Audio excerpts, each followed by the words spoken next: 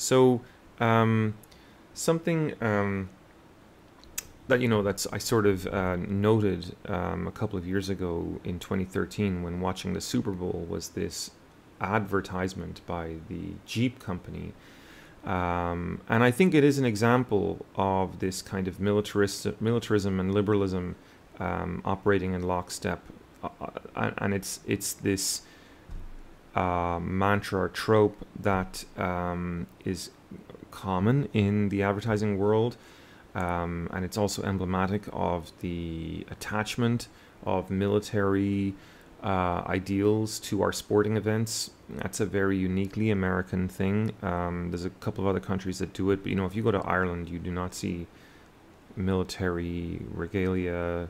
You don't see soldiers being applauded or veterans being sort of saluted.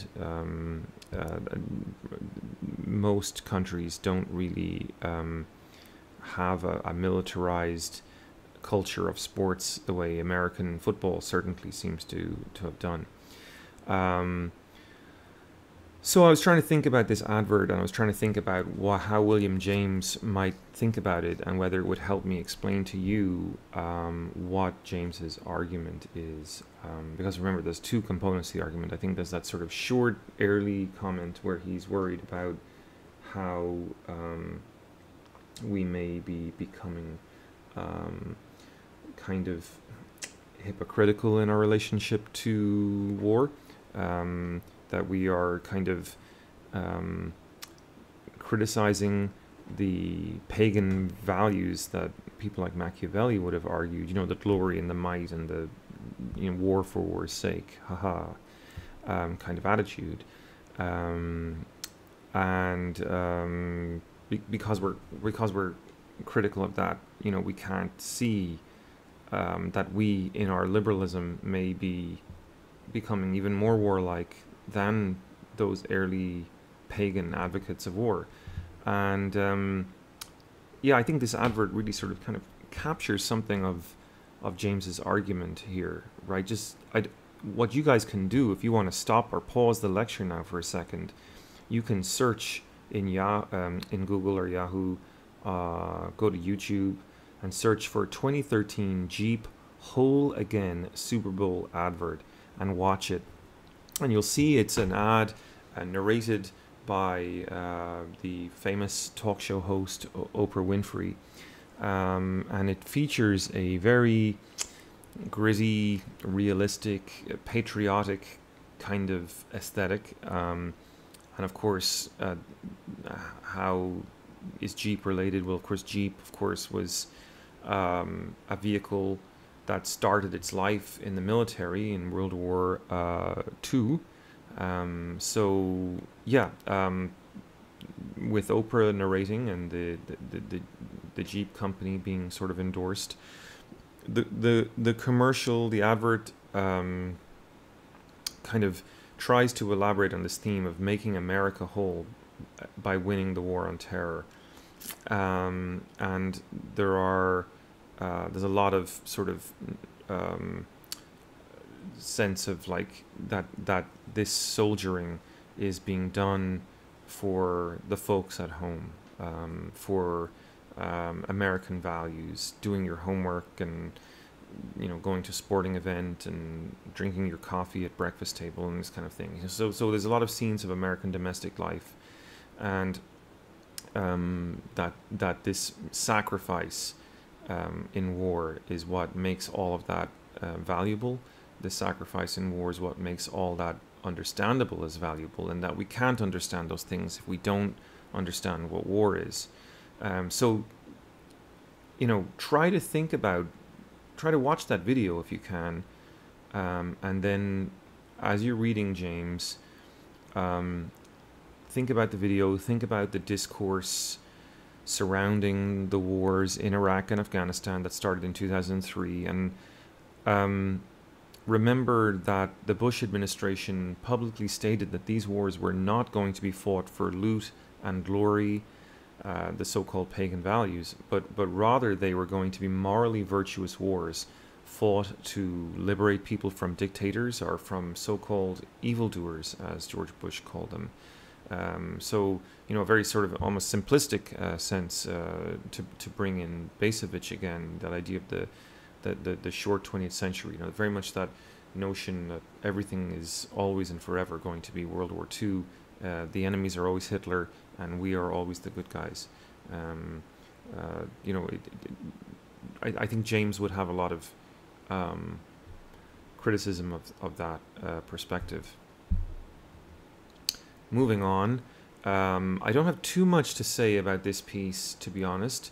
I thought it was really interesting, and it's a slightly complex piece because, of course, it presupposes that we understand, I think, a little bit about game theory, and but not too much. And so I think we can get the basic idea. I also noticed that he used the term minuet a couple of times, and of course that refers to the idea of dancing. But yes, so this piece is pretty much about how you can negate war, negate armed conflict through better use of through better use of bargaining, negotiation. And he uses they use the shop metaphor to try to show how, in a sense, a lot of things can happen when we are engaging in negotiation if we engage in it from what's called the positional bargaining, which is that we're starting with kind of like a very firm sense of what our actual ultimate position is. And so we go into the negotiation with a very hard and fastened notion of what we want as a sort of a best case scenario, and we then understand that we're going to negotiate our way down. Now, what they say is that kind of bartering or haggling approach to negotiation, where I give a little bit, then you give a little bit, then I give a little bit, but in the meantime we're all using this very sort of strong rhetoric about how we're not going to budge, that it's inefficient in the sense that it takes too much time, that it's costly in terms of it takes up resources, perhaps money as well, and that it can hurt your future relationships. It can damage your trust, for example.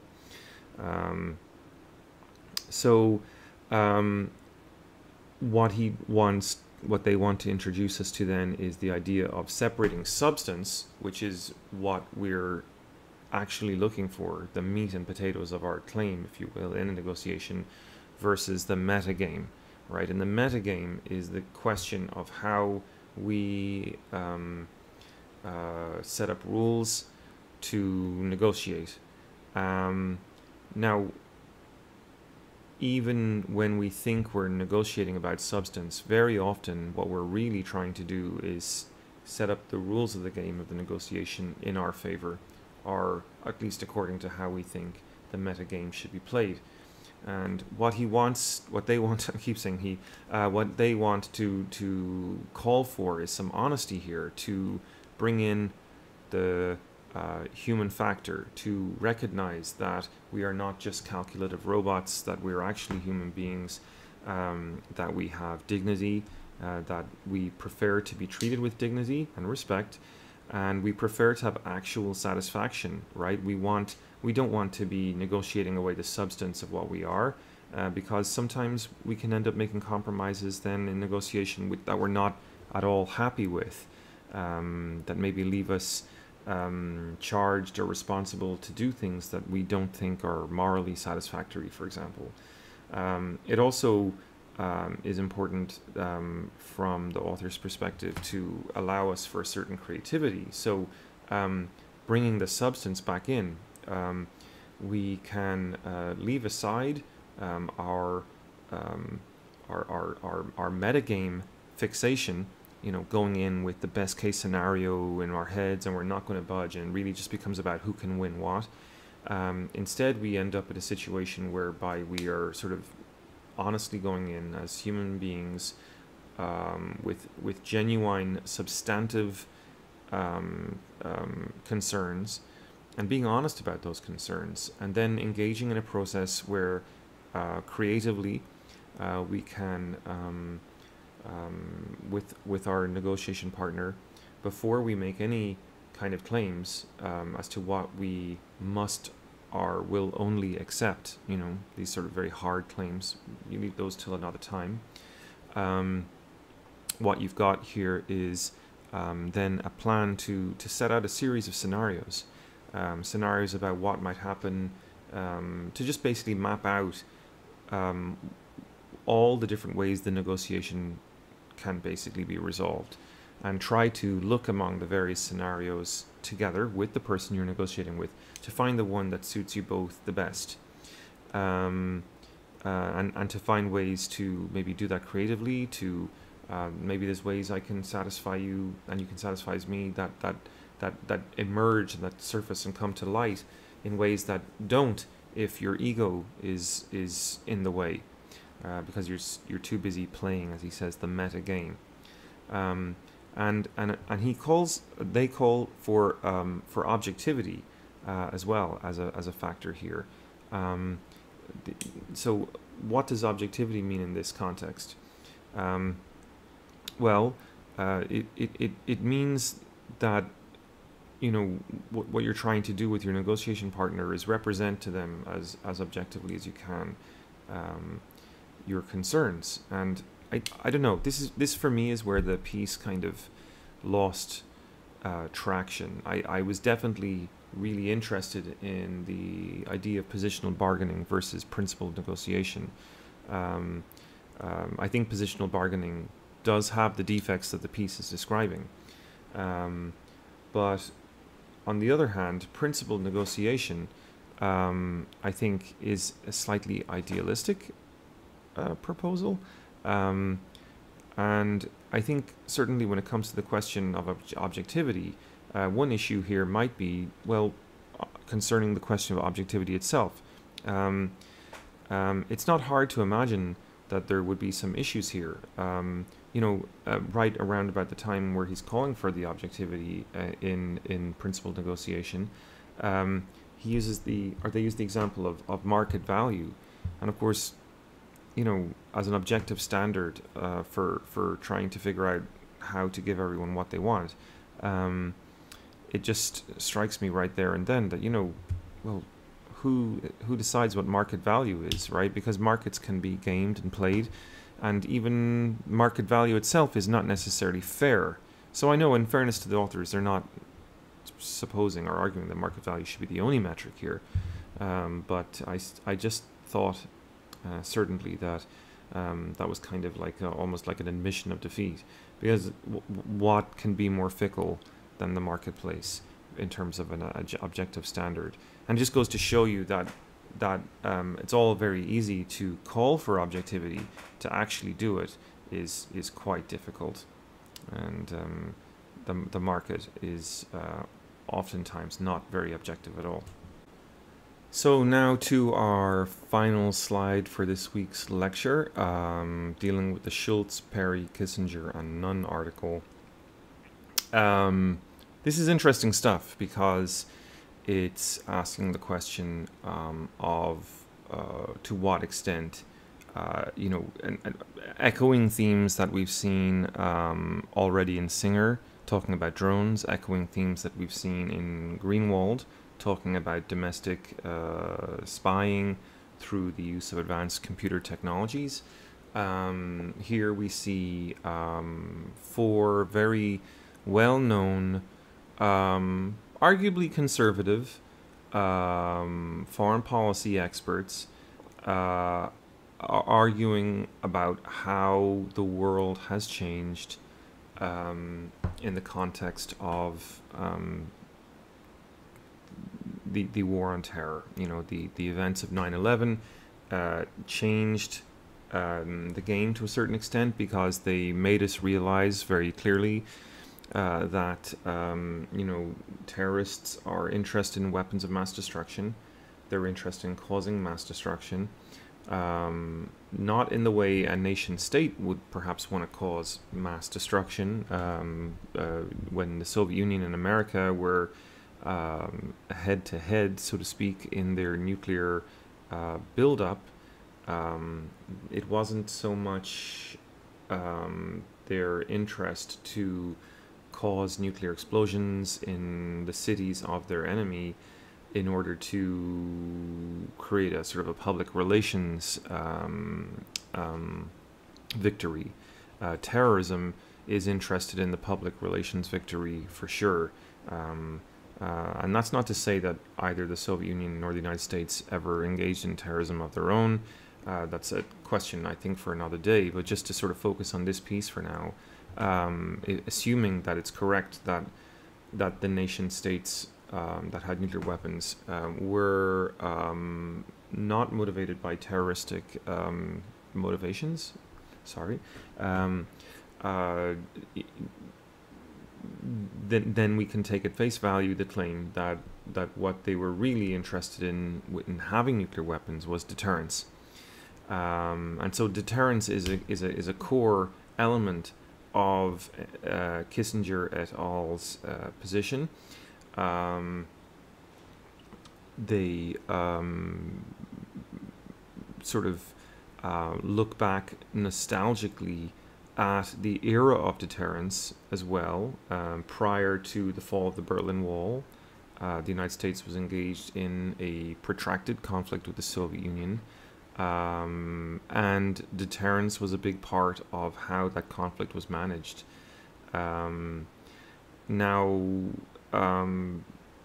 Deterrence is the idea, of course, that if I have nuclear weapons, you'll make them too in order to prevent me from ever using them, because if I ever use them, you'll use them back, and they're mutually destructive.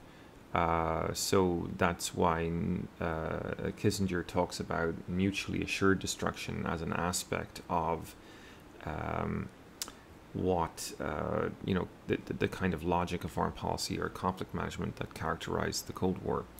But there's different kinds of deterrence, in fairness. There's offensive and defensive kinds. The defensive kind is really where you sort of sit back and, you're happy to have your nuclear weapons, but you've no particular other needs to take maneuvers or make maneuvers against your enemy. I mean, you've got the nuclear weapon, so what else could go wrong, kind of thing. If anyone comes after you, you can just sort of blow them away, or threaten to at least. But there's also offensive deterrence. And Kissinger, who's the third author of our four authors, was a big fan, I think it's safe to say, of offensive deterrence. I can remember from reading a history book about the way he handled the so-called axe murder incident in the Panmunjom negotiation area, which is on the DMZ between North and South Korea. These American soldiers were killed by a North Korean platoon, and they were killed by axes, axe-wielding North Korean soldiers, because in that time guns were illegal in the Panmunjom area. It was a peace village. It was the negotiation chamber for the armistice between the two countries after the war, and remains an important meeting point between the two countries today. So Kissinger responded to that incident very aggressively by mobilizing hundreds and thousands of soldiers, tanks, ships, bombers, you name it, fighter planes, in order to try to intimidate North Korea into thinking there was going to be a massive retaliation for this incident, which shouldn't have happened and happened allegedly at a time of peace.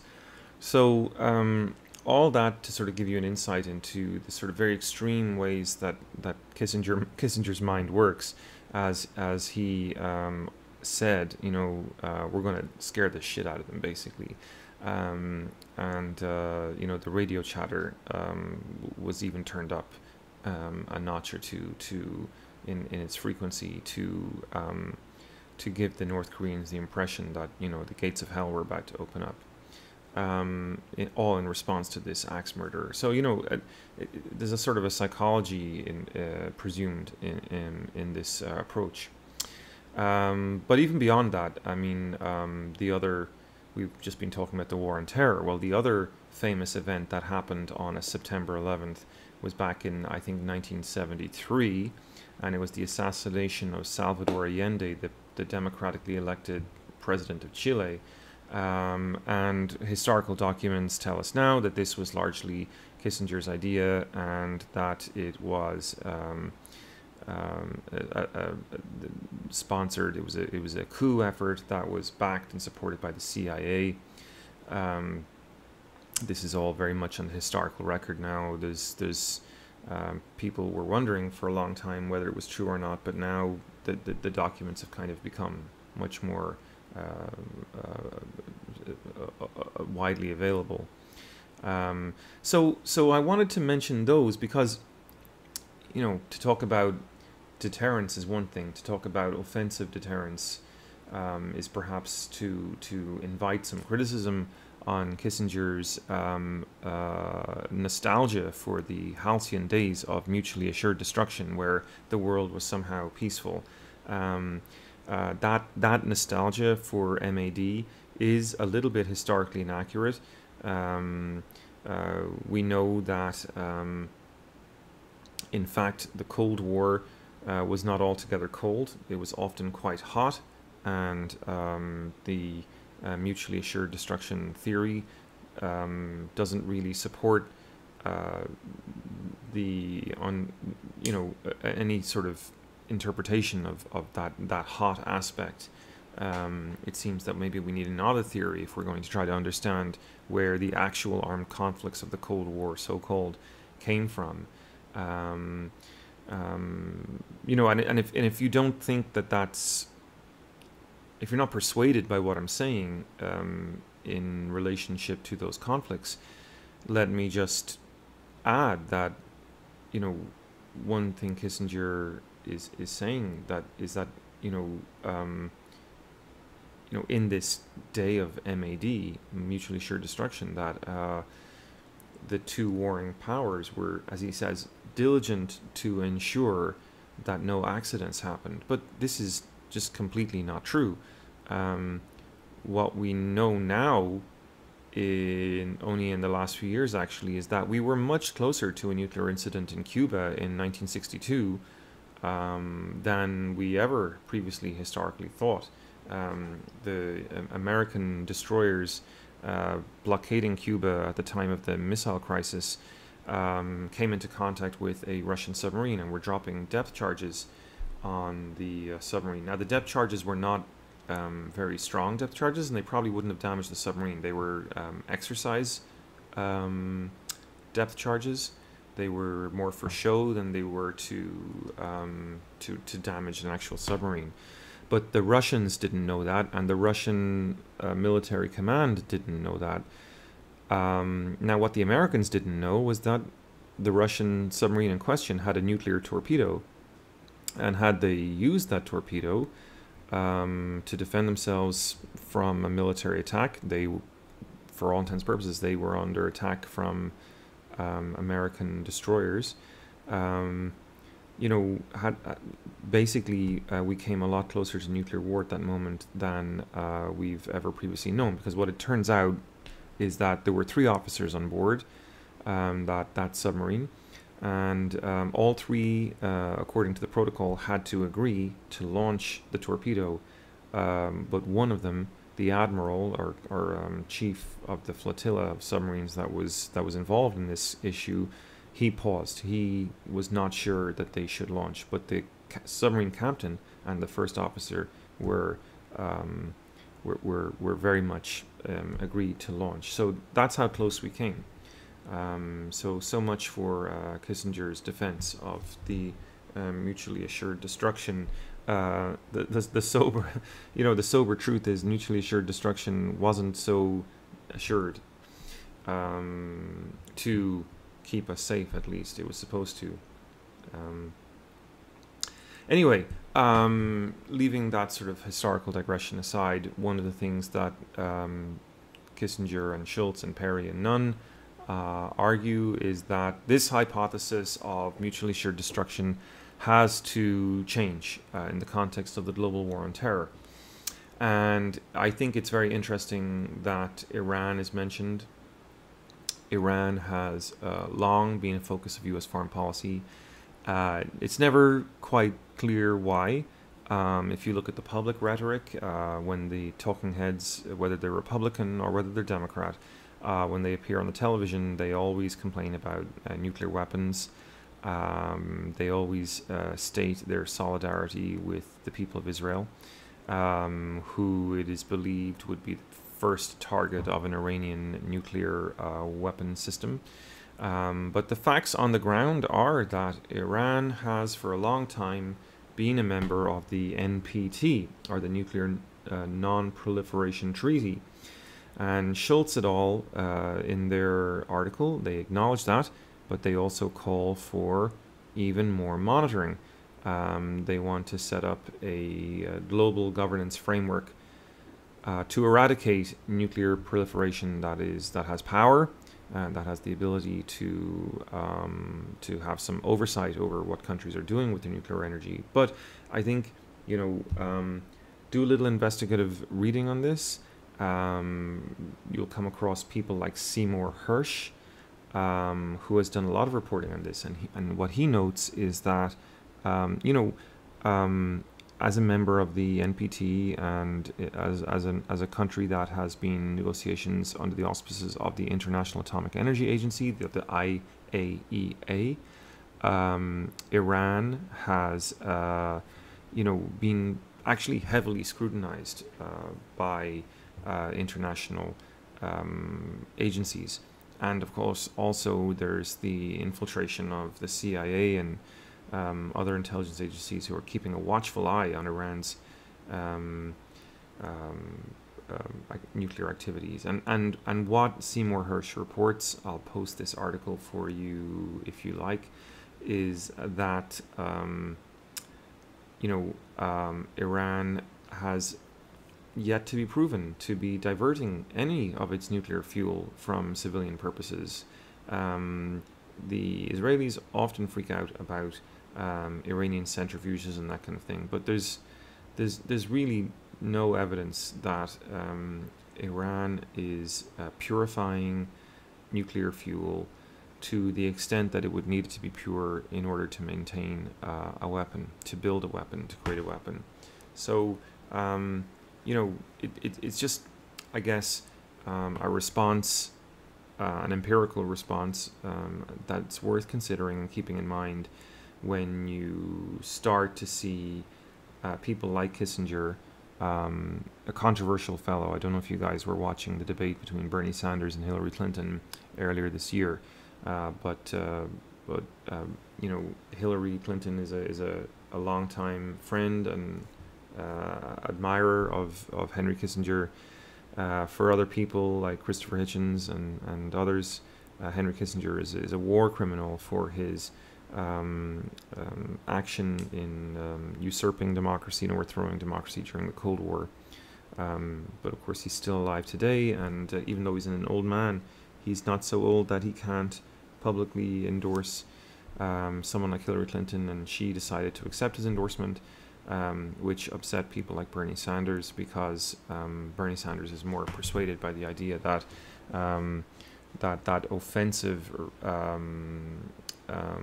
deterrence perspective of people like Kissinger is part of the problem of American foreign policy today, that it has a lack of credibility because it was so basically underhanded and violent during the Cold War. So there you go, guys. That is the end of our week 4 lecture. I'm not, as I said at the start, I'm not going to be going into any details on Kinaga Yamada Taylor for the simple reason that I don't want to be lecturing on it. Please, in your journals for this week, give me your thoughts on that book, and I will engage with them when we meet again. I look forward to it, and I want to debate with you and get into get into it with you about this really interesting, fascinating book. Okay, guys, thanks for your time today, and we'll talk to you again soon.